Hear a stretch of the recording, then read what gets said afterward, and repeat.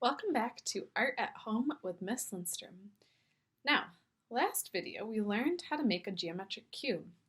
Today we are going to take the piece that we learned from last time and create a much more complex geometric origami shape. It's going to be awesome, but it's definitely going to test your patience and perseverance. So, let's find out how to make it. Today's target is, I can create an origami polyhedron. What is a polyhedron? A polyhedron is a solid shape with many planes or surfaces. Last time I taught you how to create this, a sonobe unit. The sonobe unit was created by an artist named Mitsunobu Sonobe.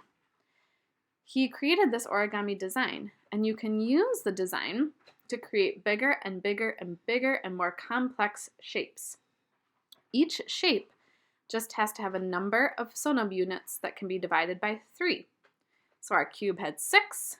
What we are going to create today has 12, and then higher and higher and higher. The big one was created with 108 pieces of paper. Some of you might recognize it because I have one like this above my desk. Let's get started. For today's project, you are going to follow the same directions as last video. However, you are going to do that for 12 sheets of paper. So please follow along with the video and fold 12 sheets of paper into 12 sonobe units.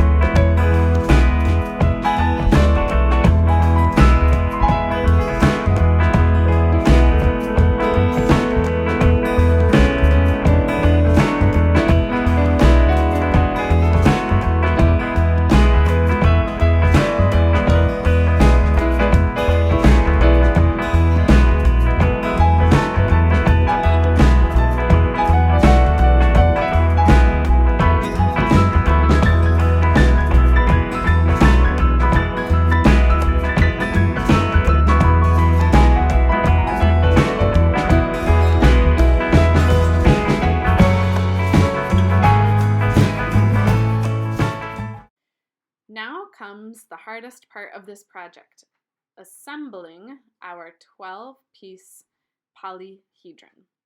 So, start by splitting up your papers into 4 piles of 3. Push the others aside and take one pile. Pick up your first Sonob unit. Slide in one point into one of the pockets. You should have a side that looks similar to the cube, but this time we're going to make points instead of cubes. So, slide your next point into the pocket and then slide the third one into the third pocket.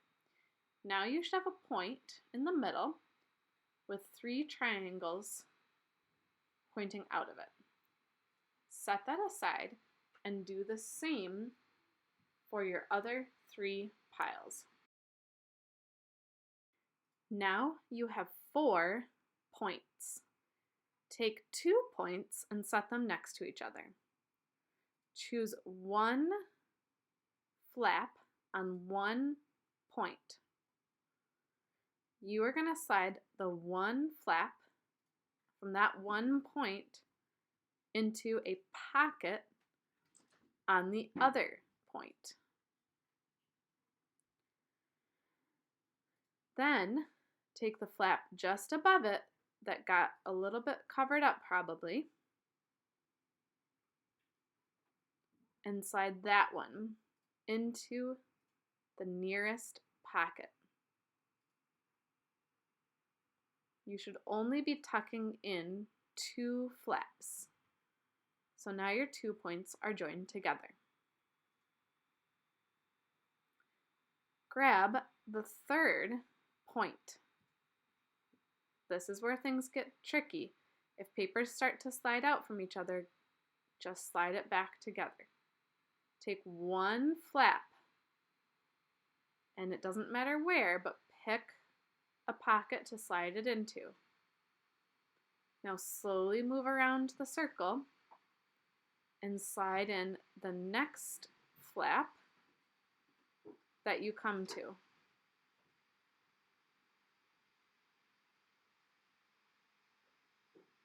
Now slide in the third flap.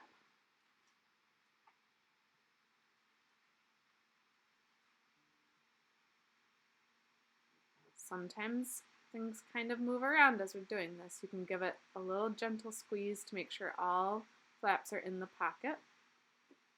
And then slide in your 4th flap. You shouldn't have to reach or pull to get them to connect. They should naturally go. Now, you should have 3 flaps that are not tucked into any pockets yet. We are going to place on our last point. Pick one flap on that point and slide it into one of the top pockets. Make sure that the flaps from underneath aren't getting caught. Take it and slide it into the top flap where it lays naturally. And turn your polyhedron to find the next flaps that need to be tucked in. Do this slowly and carefully. As your pieces come together, it should be clear where the flaps need to go to hold it together. Remember, don't let any get stuck inside your polyhedron.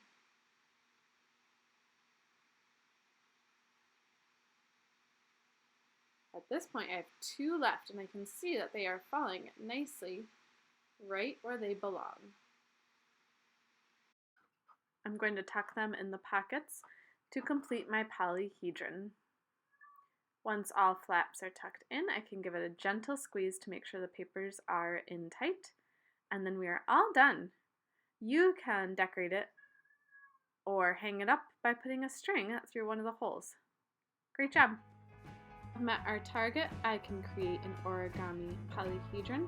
Please make sure to upload a photo of it to ArtSonia and leave me any questions or comments on the YouTube channel or Google Classroom.